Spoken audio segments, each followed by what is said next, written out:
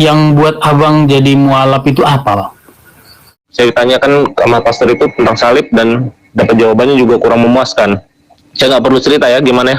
Hidup saya itu pokoknya udah jauh lah dari agama Kristen gitu, karena Anda bilang sebagai Katolik tadinya. Apakah Anda pernah gitu membaca Alkitab itu sampai selesai? Bagaimana Anda belum mengenal Islam tetapi Anda masuk Islam?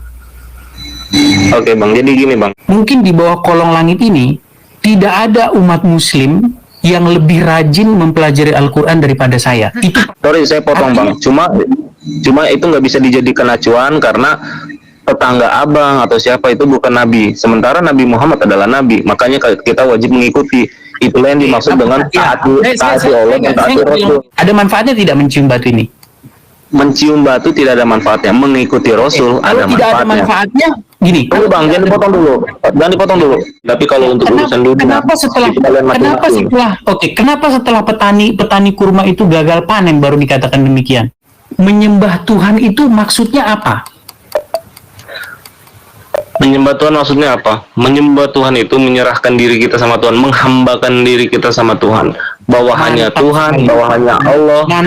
Mantap sekali. Saat kita sholat, hanya Allah saja yang harus kita ingat. Di luar daripada Allah itu diharamkan. Itu makna dari takbiratul ihram. Kesimpulan saya adalah saat saya diakui dan jadikan Allah sebagai hambanya, Allah menerima saya sebagai hambanya dan dia meridhoi itu adalah kenikmatan yang besar bagi saya gitu. Iya, seharusnya jawaban Anda bukan seperti itu. Jawaban Anda harusnya ketika saya berada di jannahnya Allah. Kalau Anda hanya dalam itu, apakah Anda berhasil menjadi hamba Allah? Nah, itulah bedanya bang. Kalau makanya saya bilang abang itu jangan. Saya simpel bang Dion. Iya, saya mau jawab. Karena abang nggak tahu tentang Islam. Gini loh bang, abang nggak. Saya jadi paham di sini. Abang belum tahu tentang Islam gitu. Islam nggak ada yang seperti itu berandai-andai kalau saya masuk ke jannahnya Allah. Kalau saya nggak bisa, karena kita nggak tahu. Kita hidup di zaman sekarang dan kita belum mengetahui apakah kita masuk surga atau neraka. Itu masalahnya bang. Nggak usah bang Dion. Saya nggak bilang bang Dion. Orang-orang yang masuk nih, Bang Dion nggak tahu. Jadi gini Bang Dion, intinya saya mau bilang begini. Saya nggak bisa lanjutkan karena Bang Dion. Kan saya udah bilang jangan sok tahu bang. Saya 9 tahun bang mempelajari Islam. Nah, saya tanya sama abang, siapa itu Allah? Gimana cara memandangnya? Coba, kalau abang memang paham, itu yang saya mau tanya dari tadi. Iya. Kalau kamu berani mengklaim kamu belajarin Al-Quran, saya tanya sama kamu, siapa itu Allah dan bagaimana cara memandang Allah? Coba saya tanya.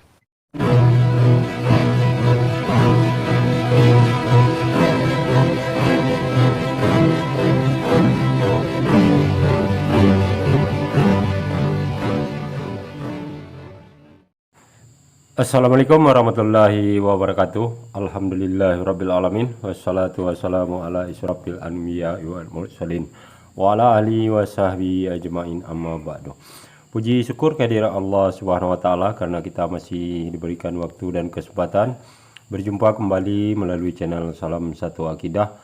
Semoga kita semua dirahmati Allah dan diberi kekuatan serta keteguhan hati di dalam iman Islam untuk terus meningkatkan iman serta ketakwaan kita kepada Allah Subhanahu wa taala.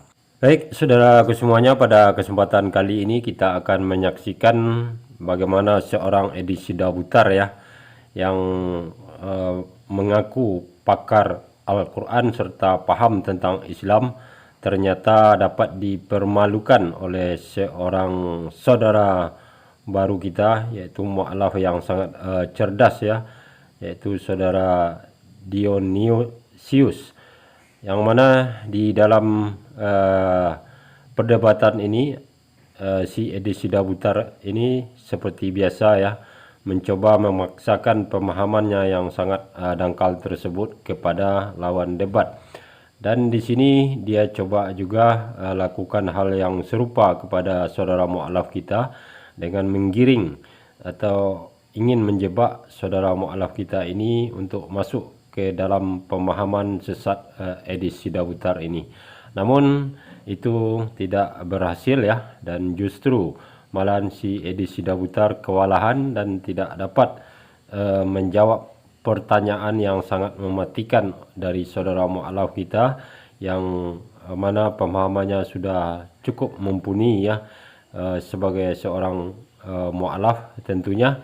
Nah, bagaimana nanti video selengkapnya kita akan saksikan bersama. Namun sebelumnya saya mengucapkan terima kasih kepada saudaraku semua yang sudah mendukung channel ini dengan subscribe. Juga yang baru bergabung, jangan lupa subscribe, like, serta share-nya.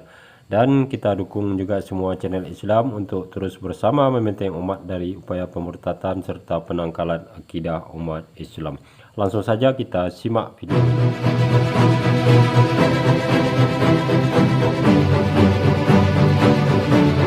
Yang buat abang jadi mualaf itu apa, Bang?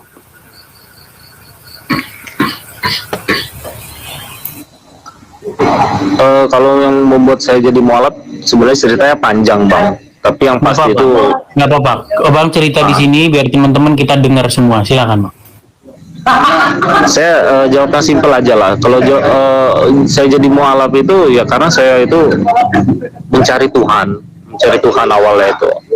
Karena mungkin Bang Dionisius ini mungkin mewakili Felix Yao ya, mungkin mewakili Stephen Indra Wibowo, mungkin mewakili Insan ya. Enggak bang, saya nggak mewakili siapa-siapa, saya sendiri. Oke, baik. Anda sebagai mantan dari Katolik sekarang menjadi mualaf. Coba Anda ceritakan dengan sebenarnya waktu panjang, waktu milik Anda. Nanti kita akan adakan diskusi ya. Apa hal yang membuat Anda menjadi mualaf dan meninggalkan iman Anda yang lama? Silakan. Oke, ini sudah knalpot racingnya udah pada pulang semua. Nah, jadi saya itu menjadi mualaf ya waktu saya Katolik di tahun 2018 terakhir.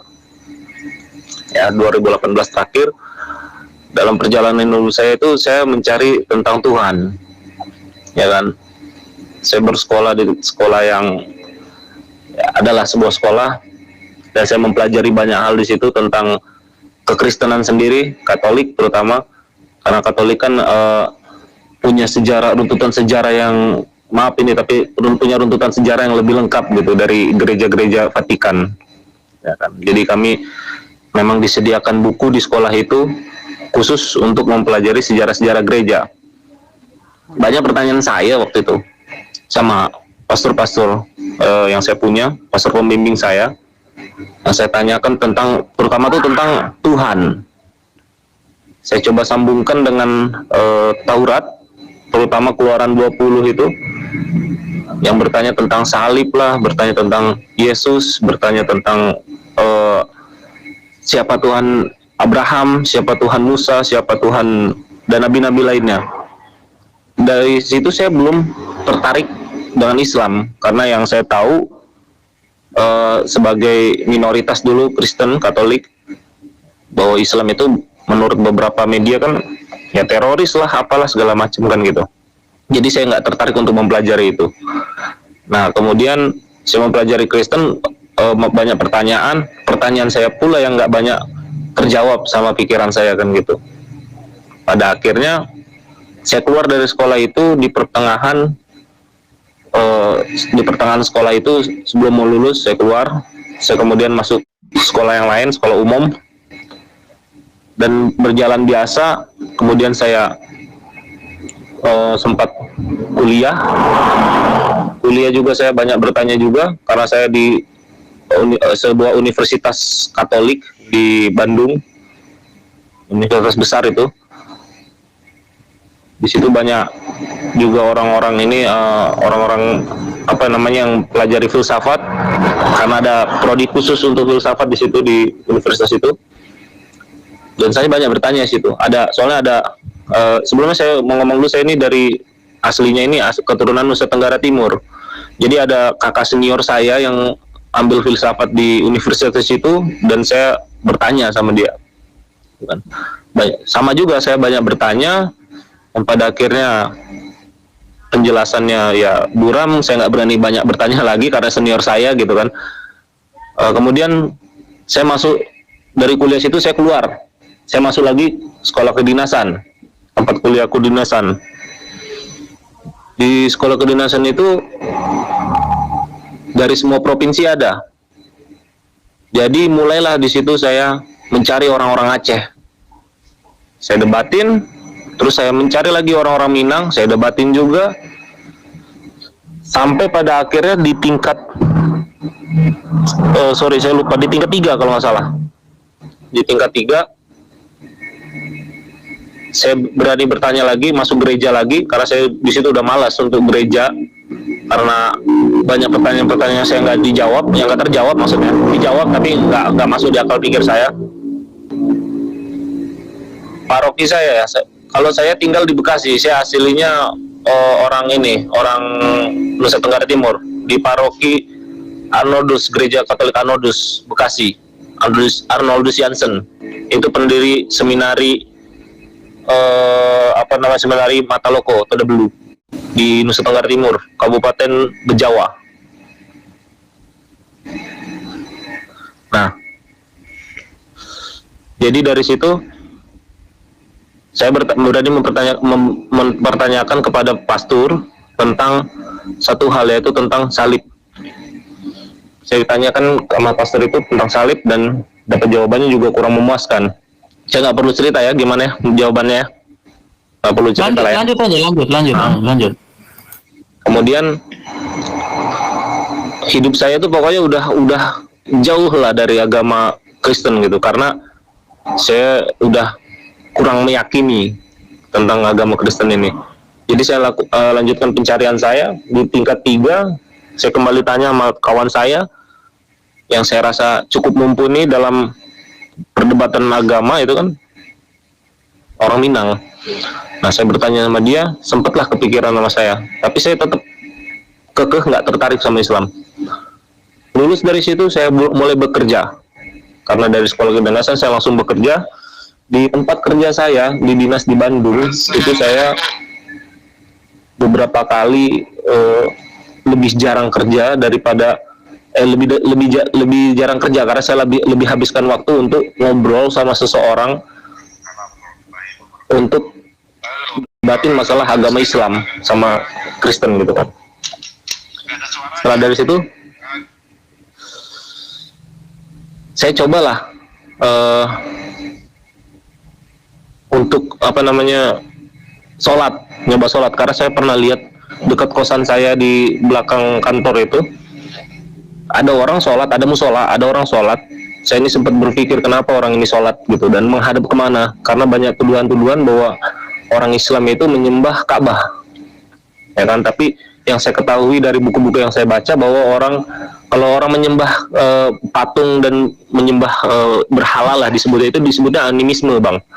Jadi kalau orang animisme itu biasanya patungnya atau bendanya itu harus di depannya, gitu kan. Nggak bisa jauh di sana baru kita sembahyang di situ, nggak bisa. Karena orang animisme kebanyakan seperti itu, yang saya baca dari bukunya. Nah, kemudian saya cobalah sholat. Saya coba sholat beberapa kali. Saya sempat mempertanyakan apa sih makna sholat ini, mau ngapain sih kita tuh, ngadep kemana sih kita ini. Iya, ngadep ke kiblat, tapi hati kita ini kemana gitu kan. Jadi saya tanyakanlah sama kawan-kawan yang muslim itu, dijelaskan, tapi saya belum paham.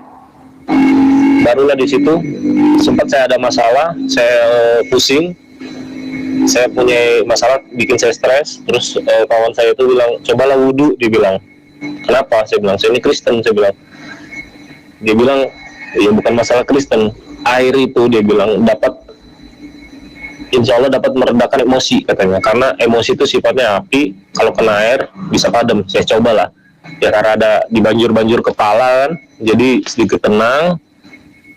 Mulailah saya rajin untuk melaksanain sholat, karena saya pengen tahu tentang Islam lebih dalam. Saya pengen, sebenarnya bukan tentang Islam lebih dalam ya, karena saya waktu itu masih belum tertarik.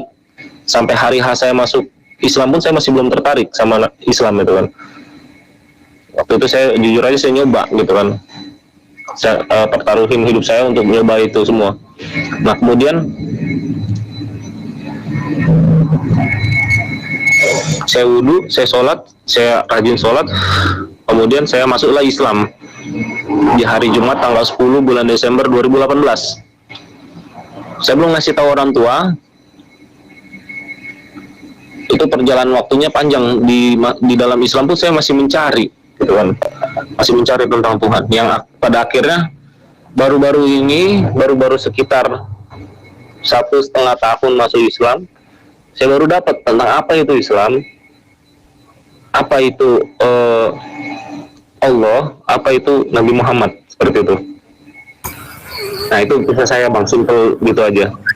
Baik, saya pahami apa yang membuat Anda menjadi Islam adalah karena kebingungan Anda di dalam iman Anda yang lama. Kemudian Anda mencari jawaban terhadap iman Anda itu, tapi Anda tidak menemukan. Kemudian Anda mencoba-coba melihat-lihat atau melirik-lirik umat muslim yang sholat, kemudian Anda coba-coba ikut, kemudian ada orang menyuruh Anda wudhu dan lain sebagainya, sehingga Anda masuk Islam. Tapi baru belakangan ini atau satu setengah tahun belakangan ini Anda betul-betul tahu Islam itu apa, begitu ya? Iya bang, benar. Oke, baik. Jadi mungkin perjalanan hidup Anda agak sedikit jauh berbeda dengan saya ya. Kalau saya dulu, saya kejadiannya 2013 ya. Saya memang lahir dari Kristen, tapi saya itu dulu sakit ya, kemudian saya itu singkat cerita itu hampir mati lah karena sakit saya itu. Kemudian di sini dia ngibul ya. Di Sidya Putar ini ngibul kalau dia itu tadinya sakit. Tahun 2012 edisi Sidya Putar ini pernah ngaku kepada saya ya. Itu pertama kali telepon kepada saya itu dia mengaku seorang murtadin ya. Mengaku seorang murtadin. Lalu waktu itu saya tanya, apakah Anda murtadin? Iya. Kemudian dia berjanji untuk nelpon saya selama 40 hari, setiap malam selama 40 hari, lama durasi teleponnya itu sekitar 2 jam. Ya, di Sidya Putar ini tipu-tipu nih, saudaraku sekalian ya, penipu ulung. Bahkan dia itu menampakkan bahwa dia itu dulu pernah Islam. Dia itu di masjid-masjid ya, bulan puasa itu ada fotonya pakai baju gamis untuk mendengarkan tausiah sebelum berbuka puasa. Itu pernah ditampakkan, dan Anda bisa tanya kepada debater-debater muslim seperti Akhi Zuma, tanya, bener enggak di Sidya Putar itu ngemis-ngemis di masjid untuk cari nasi bungkus itu ya. Tanyakan kepada debater-debater muslim kawaan seperti saya, Akhi Zuma, terus Dinda Rosalba bisa ditanya juga ya, yang lama-lama itu Ali Musa bisa ditanya juga. Nah itu dia, penipu dia ini ya. Di 2012 dia ngaku sama saya sebagai seorang murtadin, tapi di sini dia mengaku nggak pernah menjadi Islam, tapi karena sakit akhirnya dia mendalami Kristen, kan begitu. Dan ketika saya mau mati itu saya punya nazar saya di dalam hati saya itu, jangan sekarang matinya, saya minta beri saya kesempatan mencari kebenaran dulu. Nah singkat cerita saya sembuh, saya nggak ngalamin peristiwa yang gaib-gaib ketemu apa enggak ya, saya cuma sembuh begitu saja. Kemudian saya mendalami agama seperti nazar saya itu, saya ingin mencari kebenaran.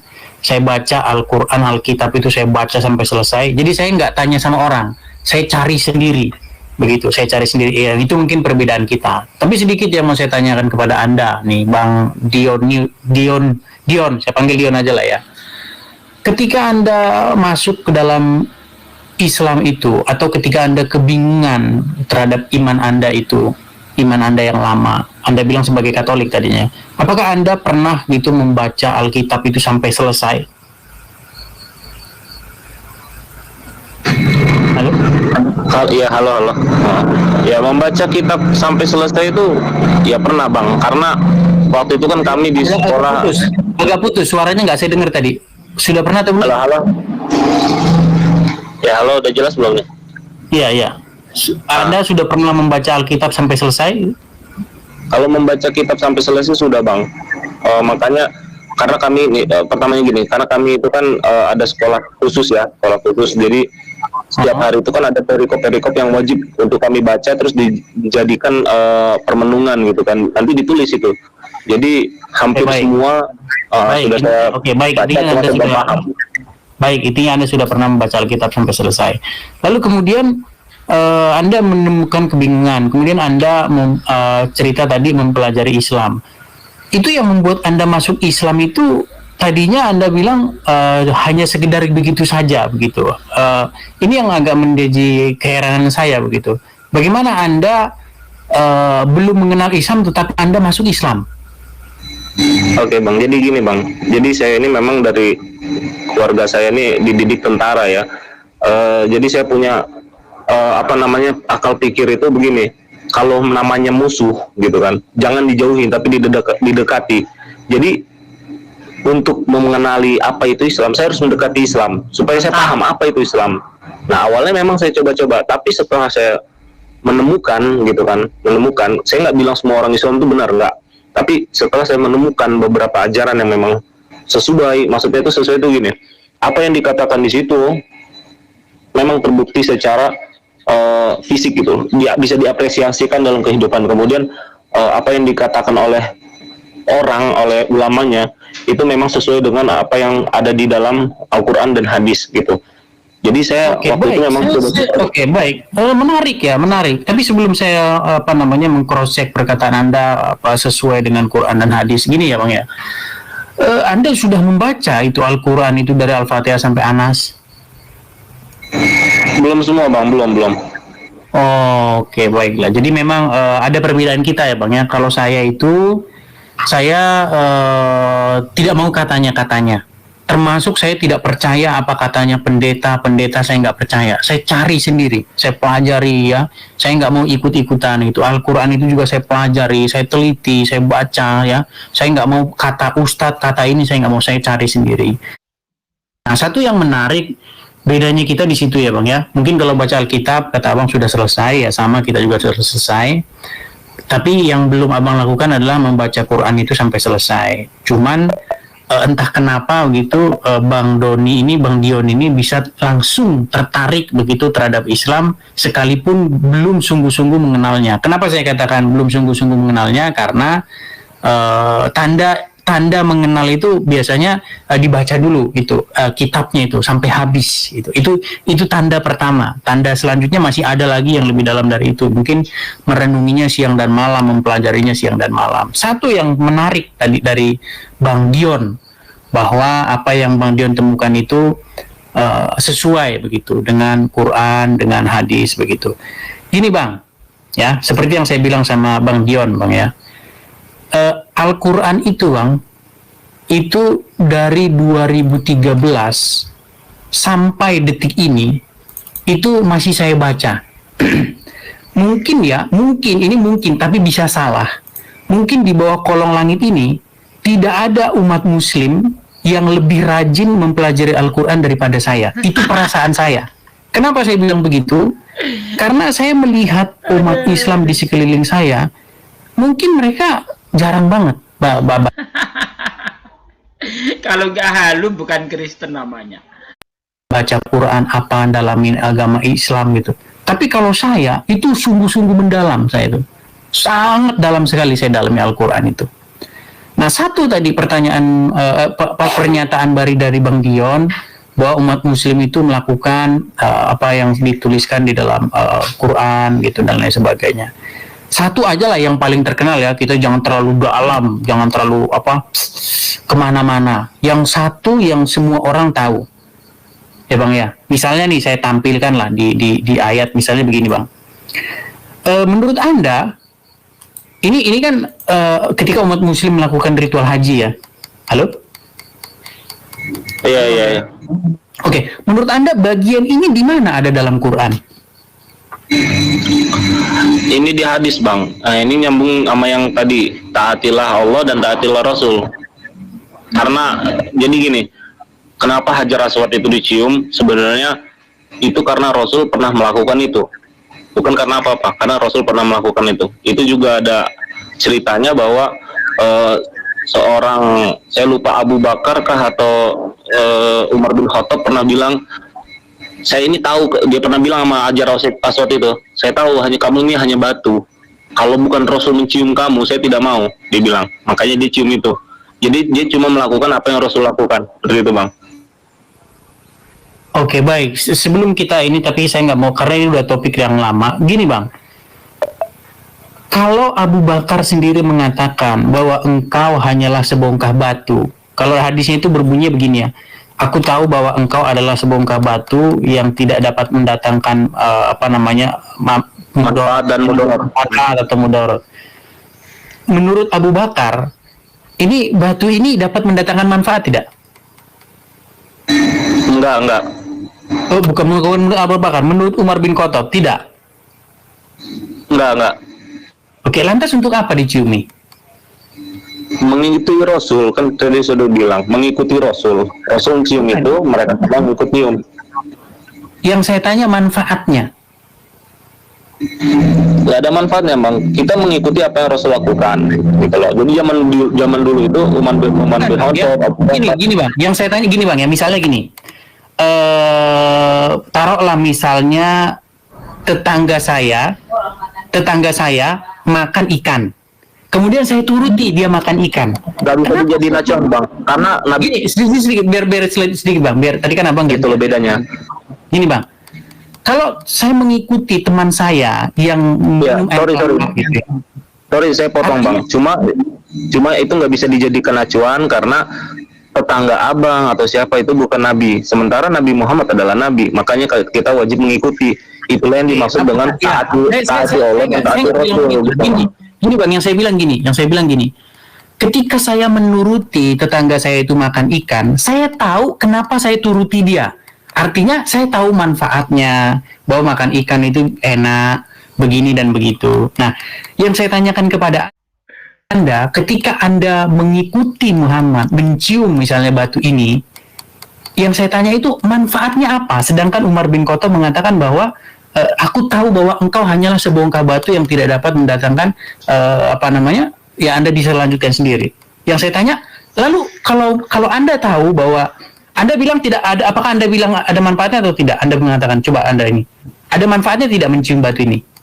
Mencium batu tidak ada manfaatnya, mengikuti Rasul Kalau ada tidak ada manfaatnya, gini. Tunggu bang, jangan dipotong dulu, biar jelas ini. Mencium batu tidak ada manfaatnya, mengikuti Rasul ada manfaatnya, gitu. Oke, Muhammad mencium batu itu manfaat bagi dia apa? Dia mengikuti perintah Allah. Di mana ada Allah pernah berfirman kepada Muhammad, Muhammad ciumilah batu itu? Aku nggak tahu, aku belum baca itu. Nah, jadinya kalau abang mengatakan mengikuti firman Allah, itu abang sudah tidak jujur sama saya di sini, Bang Dion. Tadi kan Bang Dion baru saja mengatakan Muhammad melakukan itu karena perintah Allah. Nah, saya tanya lah, kapan Allah memerintahkan Muhammad mencium batu itu? Abang bilang nggak tahu. Berarti di sini abang udah nggak jujur. Bukan saya nggak jujur, saya memang nggak tahu. Tapi yang saya tahu bahwa setiap yang dilakukan Nabi Muhammad itu mengikuti perintah Allah, gitu. Oke, baik. Saya catat ya. Setiap apa yang dilakukan Muhammad mengikuti perintah Allah. Bisa dipegang itu omongan? Bisa dipegang? Halo, Bang? Aduh, halo, ya. Saya pegang omongan Bang Dion. Bang Dion mengatakan setiap apa yang diperbuat Muhammad itu mengikuti perintah Allah, betul? Sorry, saya perinci dulu. Setiap apa yang dilakukan Nabi Muhammad berdasarkan perintah Allah itu adalah perintah Allah, gitu. Oke, baik. Dicatat lagi ya. Catat lagi. Jadi setiap apa yang dilakukan oleh Muhammad itu adalah perintah Allah. Baik. Abang tahu cerita ini saya tampilkan ya. Saya mengangkat tema-tema yang sudah pernah saya bahas saja biar teman-teman mengingat karena mungkin gimana ya? Biar nggak terlalu banyak gitu loh. Kita fokus aja kepada satu ini. Abang tahu satu cerita atau satu kisah di mana Muhammad itu pernah bertemu dengan petani kurma. Ya, ini saya bacakan aja ya, biar saya nggak abang bilang saya mengada-ngada. Ini webnya dari islam.co ya. Jadi kisah Nabi Muhammad yang pernah salah kepada petani kurma, ya, disebutkan dalam riwayat ya bahwa Muhammad pernah berbuat salah kepada kaumnya. Pendapat Nabi tentang pertanian justru salah dan merugikan. Saya bacakan saja bang ya. Nih, saya bacakan. Dari Anas bahwa Nabi pernah melewati satu kaum yang sedang mengawinkan pohon kurma, lalu beliau bersabda, sekiranya mereka tidak melakukannya, kurma itu akan tetap baik. Tetapi Setelah itu ternyata kurma tersebut tumbuh dalam keadaan rusak. Hingga suatu saat Nabi melewati mereka lagi dan melihat hal itu, beliau bertanya, "Ada apa dengan pohon kurma kalian?" Mereka menjawab, "Bukankah Anda telah mengatakan begini dan begitu?" Lalu beliau bersabda, "Kalian lebih mengetahui urusan dunia kalian." Saya tanya, satu yang omongan Bang Dion yang saya pegang. Bang Dion tadi mengatakan bahwa setiap apa yang dilakukan Muhammad itu perintah Allah. Waktu Muhammad ya mengatakan bahwa petani kurma itu yang tidak mengawinkan itu Oke. jika sekiranya pohon kurma itu tidak dikawinkan itu akan tetap baik. Saya tanya, ini perintah siapa? Tunggu Bang, ini biar saya konfirmasi. Tadi kan saya konfirmasi ulang. Setiap yang dilakukan Nabi Muhammad adalah perintah. Setiap yang dilakukan Nabi Muhammad berdasarkan perintah Allah adalah perintah Allah, berdasarkan perintah Allah gitu loh maksudnya tadi. Nah, benar itu. Gimana Bang? Tadi kan saya konfirmasi ulang. Tadi sebelum dari Abang nanya itu kan, saya bilang setiap yang dilakukan Nabi Muhammad berdasarkan perintah Allah adalah perintah Allah kayak gitu. Oke, ketika Muhammad mengatakan seandainya mereka tidak melakukannya, kurma itu akan tetap baik. Ini Muhammad ini ngomong begini atas perintah Allah atau atau tidak? Saya tidak tahu kalau itu. Tapi yang saya tahu begini, karena di sini kan ada dikatakan kalian lebih mengetahui urusan dunia kalian kan gitu. Karena memang pernah dibilang juga sama Nabi Muhammad kalau urusan untuk perintah Allah itu kalian wajib ikuti, tapi kalau untuk urusan dunia kenapa setelah itu kalian masing-masing. Kenapa setelah petani kurma itu gagal panen baru dikatakan demikian?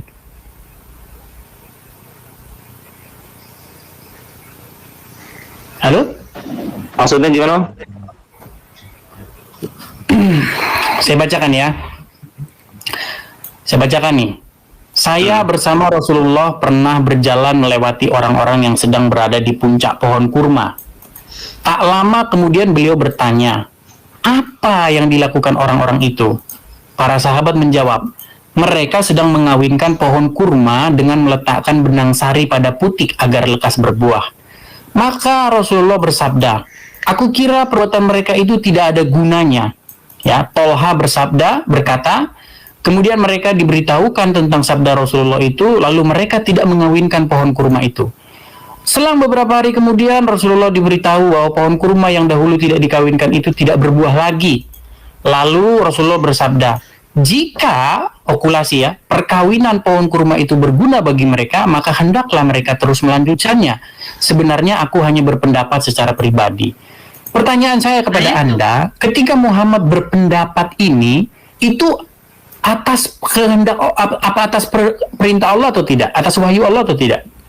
Bukan, itu kan tadi udah dibilang Nabi Muhammad bahwa itu adalah pendapat pribadi dia. Tapi Anda mengatakan bahwa setiap yang dilakukan Muhammad itu adalah firman Allah. Berdasarkan, jangan dirubah. Setiap yang dilakukan Nabi Muhammad berdasarkan perintah Allah, bukan berdasarkan pribadi loh. Ini kan berdasarkan pribadi. Beda. Dari mana Anda tahu bahwa ketika dia mengatakan ini bukan atas kehendak Allah, perintah Allah? Itu tadi dia bilang di hadis itu, itu dia bilang itu berdasarkan pendapat pribadi. Di mana pernah Muhammad mengatakan kepada kaumnya bahwa ketika dia mencium Hajar Aswad ini dapat firman dari Allah? Saya belum tahu karena saya belum melihat, saya belum baca. Kalau boleh kita buka. Gimana? Kalau boleh kita buka tentang itu. Karena saya belum mempelajari itu. Ya, saya punya buku Bang. Dan kalau Anda apalagi Anda mualaf, saya akan dengan senang hati ingin mengirimkan Anda sebuah buku. Ya, karena memang target saya itu adalah buku ini dibaca oleh Muslim dengan cuma-cuma, gratis. Tidak bayar seperak pun Bang, sampai di rumah Anda. Buku itu tidak bayar. Nah, itu saya bahas masalah Hajar Aswad juga saya bahas di situ karena ada hadis-hadis ya yang mengatakan bahwa Hajar Aswad itu tadinya dia itu putih kemudian berubah menjadi hitam karena dosa-dosa anak Adam. Ada juga hadis yang mengatakan bahwa mencium atau mengusap Hajar Aswad itu menggugurkan dosa-dosa dan lain sebagainya. Tapi di saat yang sama Umar bin Khattab pernah mengatakan sesungguhnya engkau hanyalah sebongkah batu yang tidak dapat mendatangkan mudarat dan kira-kira semacam itu bunyinya. Yang menjadi pertanyaan saya sebenarnya ini yang benar perkataan perkataan Umar bin Khattab atau hadis tersebut. Seperti itu. Tapi sebenarnya itu mungkin poin-poin tambahan ya Bang ya. Ketika saya berdiskusi dengan para mualaf, mungkin yang kita bahas ini adalah poin-poin tambahan. Sebenarnya yang paling penting dari semuanya itu Bang, yang Abang bilang tadi Bang Dion, itu masalah ketuhanan. Itu sebenarnya yang lebih vital dari di atas segalanya. Seperti itu Bang. Mungkin banyak begitu ya. Bukan cuma Bang Dion saja, mungkin ada juga Kristen-Kristen yang lain yang berpikir bahwa orang Kristen itu menjadikan Yesus sebagai Tuhan itu menyakiti hati Bapa begitu. Atau menjadikan Yesus sebagai Tuhan itu menduakan atau musyrik begitu dalam pandangan Bang Dion begitu. Nah, ini sebenarnya yang ingin saya jelaskan. Kalau Abang pengen penjelasan dari saya sekarang nggak apa-apa. Kalau pengen dari buku akan saya kirim langsung begitu. Gini Bang, kalau saya pribadi nggak pernah mengatakan orang itu musyrik atau enggak kalau saya nggak tahu gitu. Misalnya kayak Bang Edis, walaupun Bang Edis Kristen, saya nggak tahu, kan saya nggak tahu isi hatinya Bang Edis itu gimana, atau saudara-saudara yang lain di sini gimana, gitu. Kalau saya pribadi ya, karena itu yang saya pelajari seperti itu, jadi saya nggak pernah menghukumi orang bahwa dia ini musyrik, bahwa ini dia neraka. Kalau saya nggak akan menghukumi begitu, karena berdasarkan ajaran Islam, tidak ada orang yang boleh menghukumi seseorang, ya nggak ada yang boleh menghukumi seseorang. Kalau misalkan dia melakukan perbuatan kafir, sekiranya kita memberikan tahu kepada dia, memberitahukan kepada dia tuh bahwa perbuatannya itu salah, tidak bisa seperti ini. Tapi kalau kita menghukumi orang, oh kamu pasti masuk neraka, nggak bisa. Itu Bang. Nah gini Bang Edis, ada yang mau saya tanya juga sama Bang Edis. Tadi Bang Edis kan udah mempelajari Al-Quran juga sama Alkitab Injil. Saya pengen tahu Bang, kalau dari Injil dulu, Bang Edis tahu nggak siapa itu siapa itu Daud? Iya. Ya, apakah dia nabi atau bukan dia itu? Bisa dikatakan nabi? Bukan, pastinya gimana? Iya, bisa dikatakan nabi, dia kalau fungsionalnya dia itu seorang raja, tapi dia juga mendapat satu penglihatan dari Tuhan, mendapat satu visi dari Tuhan, makanya dia juga disebut sebagai nabi. Kalau saya memastikan bahwa dia itu nabi berdasarkan Injil. Iya, saya juga katakan begitu. Nah, tapi kebanyakan semua orang nggak paham itu kan. Oke. Ya, makanya bedakan apa kata orang umum, apa kata Bible. Kan saya bilang dari awal, saya tidak mau ikut-ikutan kata orang. Saya cari di dalam Bible itu. Saya baca, saya pelajari. Karena saya nggak mau katanya. Gitu loh. Begitu juga dengan Quran. Saya nggak mau katanya Ustadz, katanya ini, nggak mau saya. Karena ketika saya hanya katanya orang, berarti saya itu hanya replikanya dia. Saya tidak ubahnya sebuah boneka yang diberi baterai oleh dia dan disuruh-suruh sama dia. Kamu harus berpikir begini begitu. Saya enggak. Saya baca itu habis-habisan. Dengan penuh air mata saya baca itu semua. Al-Quran, Bible itu saya teliti habis-habisan, itu saya teliti. Makanya saya betul-betul mendalaminya. Saya nggak mau katanya nggak mau saya. Begitu. Iya, mohon maaf nih Bang Edis, Bang Dion, saya masuk sebentar. Saya dari tadi menyimak, cuman Bang Dion begini, saya dari tadi menunggu dan belum menemukan. Saya ingin memahami sebenarnya apa yang menjadi parameter atau kriteria Bang Dion ini untuk menetapkan pilihan berbalik dari agama sebelumnya ke agama yang sekarang Bang Dion peluk gitu. Parameternya apa? Kira-kira supaya kita tidak nembak kiri kanan, kita membahas apa yang benar-benar menjadi intinya gitu. Itu Bang Dion. Oke, parameternya itu saya menemukan siapa itu Tuhan, kebenarannya gitu loh. Dan cara menyembahnya juga.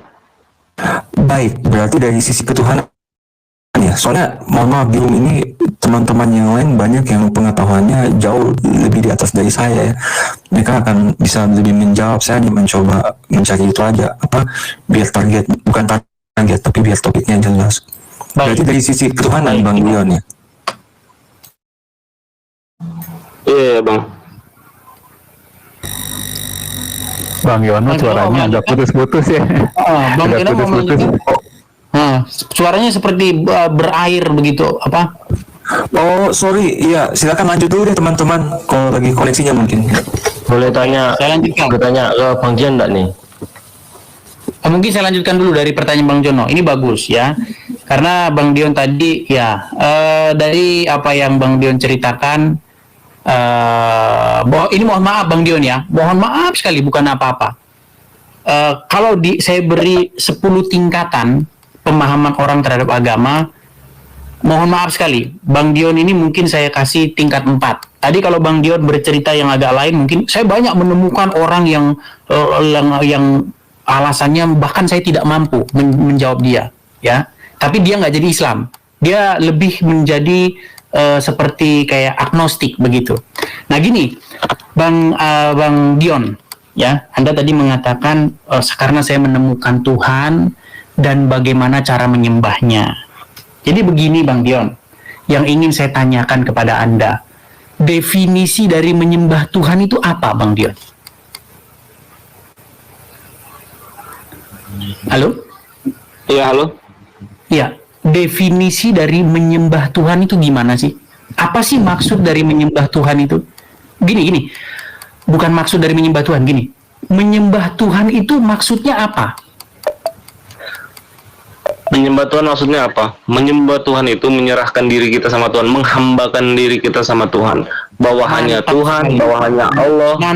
Mantap sekali. Artinya Terus? Bang Dion sudah bagus di sini memahami. Jadi apa yang Bang Dion maksudkan ketemu cara menyembahnya itu bagaimana maksudnya Bang Dion tadi katakan? Karena gini Bang, banyak orang itu mengenal Tuhan, tahu tentang Tuhan. Oh Tuhan itu ada, dia itu menciptakan kita.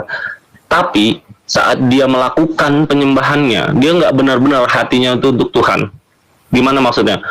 Jadi saat kita berdoa, kalau di dalam Islam itu ada namanya saat sholat itu takbiratul ikram, takbir yang diharamkan dari hal-hal yang di luar mengingat Allah, gitu kan. Jadi saat kita sholat hanya Allah saja yang harus kita ingat, di luar daripada Allah itu diharamkan. Itu makna dari takbiratul ikram. Jadi cara menyembah Tuhan itu semua orang untuk mengetahui bahwa Tuhan itu ada, semua orang saya rasa tahu Tuhan itu ada. Bahkan mungkin orang ateis pun tahu Tuhan itu ada, mungkin ya saya bilang. Tapi cara menyembahnya, cara menyerahkan diri, menghambakan dirinya, nggak semua orang itu paham, dan semua orang bahkan mungkin bertindak salah gitu Bang. Iya, yang saya tangkap cara menyembah Tuhan itu maksudnya dengan satu gerakan badan tertentu gitu maksud Bang Dion, bukan? Bukan Bang. Kalau saya bilang cara di sini, berarti saya salah paham. Oke, baik.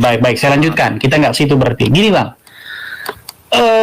kalau Bang Dion saya tanya nih, Anda sebagai Muslim, Anda tahu tidak kenikmatan yang paling tinggi yang diberikan sebagai reward Anda sebagai Muslim? Apa? Halo? buat apa ditanya itu emangnya? Ya, saya menyambung apa yang Anda katakan. Kan Anda mengatakan bahwa saya menemukan apa yang Anda katakan. Kan Anda mengatakan bahwa saya menemukan bagaimana tata cara menyembah Tuhan. Kan Anda bilang begitu.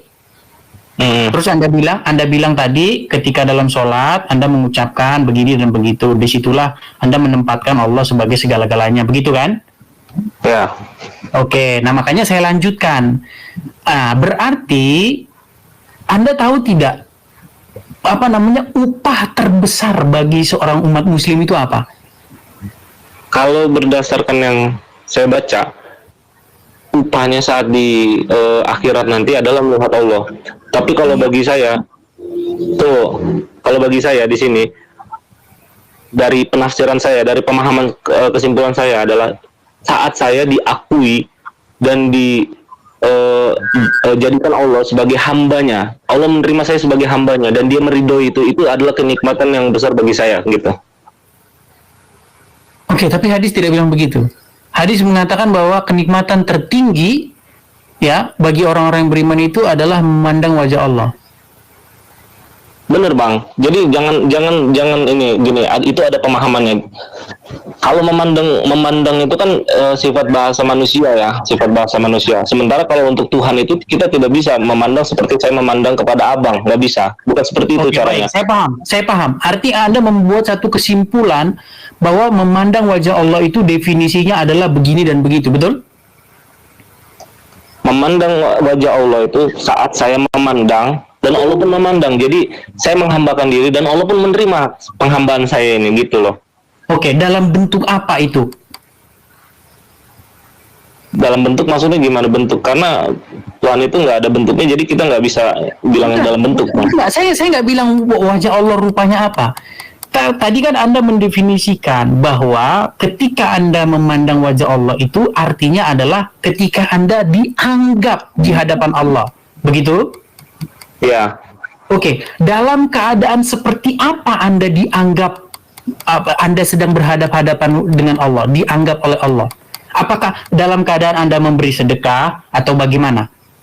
Seharusnya seharusnya ya, saya bilang seharusnya dalam setiap perbuatan amal soleh dan sholat termasuk seharusnya, tapi nggak setiap orang bisa mampu melakukan itu. Iya, seharusnya jawaban Anda bukan seperti itu. Jawaban Anda harusnya ketika saya berada di janahnya Allah. Kalau Anda hanya dalam itu jawabannya tidak benar itu. Wah, edit goblok itu. Ya, udah benar jawabannya mualaf itu. Aduh, gimana sih? Lanjut ya. Cuma saya hujan, kalau enggak udah saya gasak nih edit ini. Kalau udah kayak gitu berarti Abang Edo sudah so tahu gitu kan. Karena kalau kita di dalam janahnya Allah aja. Tunggu dulu. Sebentar, gini, Bang Dion, sedikit Bang Dion, biar kita nggak debat kusir. Kalau Anda bercerita panjang lebar, bla bla bla, tetapi Anda tidak di akhirat, Anda tidak masuk janahnya Allah. Apakah Anda berhasil menjadi hamba Allah? Nah, itulah bedanya Bang. Kalau makanya saya bilang Abang itu jangan. Saya simpel Bang Dion. Iya, saya mau jawab. Karena Abang nggak tahu tentang Islam. Gini loh Bang, Abang nggak, saya jadi paham di sini. Abang belum tahu tentang Islam gitu kan. Al-Quran pun Abang nggak tahu karena Allah nggak pernah menjamin siapapun untuk masuk surga. Itu yang pertama ya. Saya tidak tanya itu. Bukan, saya tidak tanya itu. Itu nyambung korelasinya ke situ Bang. Begini Bang Dion. Di akhirat nanti ketika Bang Dion tidak masuk janah Allah tetapi dilempar ke jahanam, apakah Bang Dion berhasil menjadi hamba Allah? Gini Bang, nggak ada yang bisa nentuin. Memang tidak ada yang bisa nentuin. Bang, ya. Saya nggak bilang apakah Bang Dion bukan. Kalau dalam keadaan Bang, simpel aja ya, simpel ya.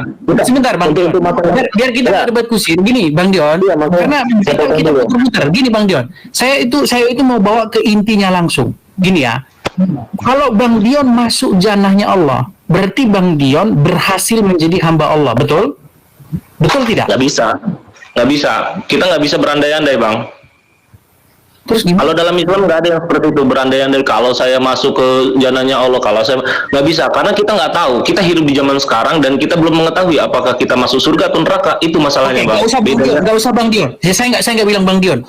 Orang-orang yang masuk janahnya Allah, apakah mereka itu dapat dikatakan orang-orang yang berhasil menjadi hambanya Allah? Nggak bisa Bang, karena udah dibilang sama saya, ya. Belum ada satupun. Nah ini Bang Dion nggak tahu. Jadi gini Bang Dion, intinya saya mau bilang begini. Saya nggak bisa lanjutkan karena Bang Dion orangnya nggak ini. Silakan teman-teman yang lain mungkin yang mau lanjutkan. Ya enggak, gini loh. Di sini nggak tahu konsepnya Islam. Kan saya udah bilang jangan so tahu Bang. Saya 9 tahun Bang mempelajari Islam. Nah, saya tanya sama Abang, siapa itu Allah? Gimana cara memandangnya? Coba, kalau Abang memang paham, itu yang saya mau tanya dari tadi.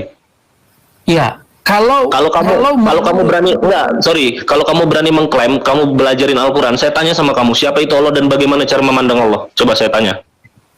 Memandang wajah Allah?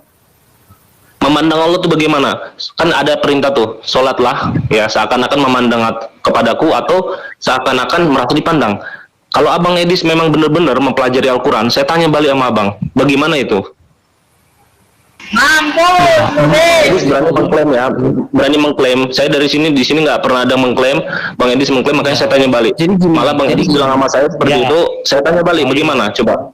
Ya, jadi gini, kalau abang mau belajar Islam lebih dalam, lebih baik kita di kolom di balik layar. Karena kalau abang nanya sama saya, Enggak bang, enggak. Jangan bullshit di depan penonton. Enggak, jangan bullshit di depan. Saya nggak butuh omong kosong.